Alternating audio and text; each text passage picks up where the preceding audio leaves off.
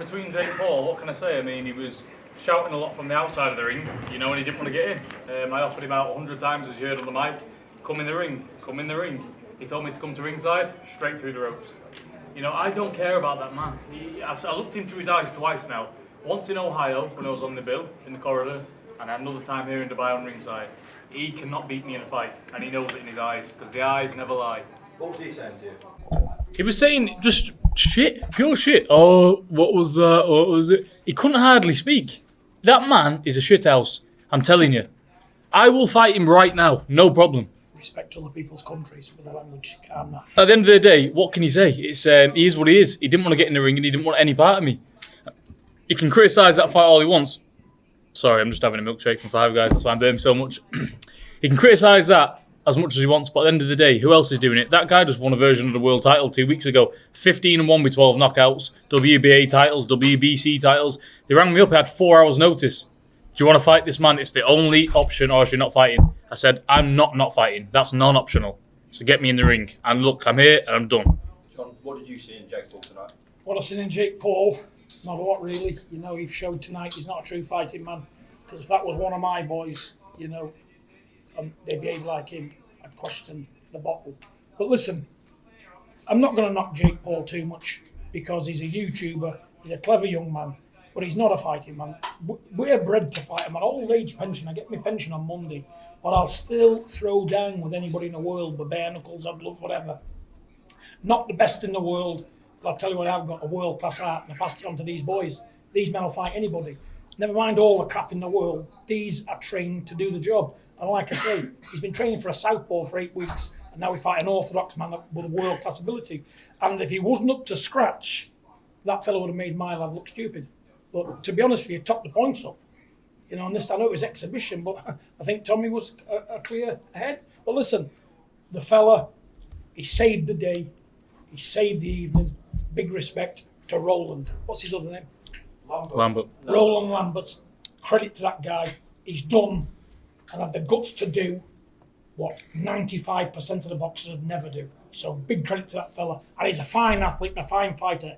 Anybody with a pair of eyes can see that man's a world-class man. John, can you explain what happened ringside between you and Jake? Well, he's been having a lot to say, hasn't he? And I always say, men meet before mountains. And and last thing, I ain't bothered. I've had hundreds of fights outside of public houses, car parks, in the ring, whatever. I had a few brief professional jobs, never trained a day in my life. But what I can do, I'll throw down.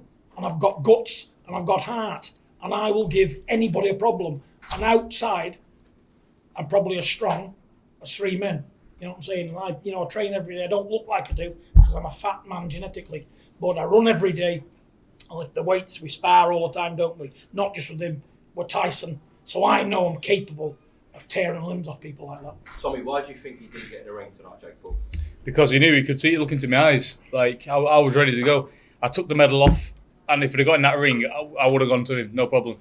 Because I am not here for the glitz and cameras and all that sort of stuff. What I say is what I mean. And I don't like that man. I don't like him. And he had his opportunity to do something about it there, but he wouldn't. He was there negotiating with his manager, so to get in the ring, sure, not get in the ring. You didn't see me, did you? He said, come out here. I was straight through the ropes.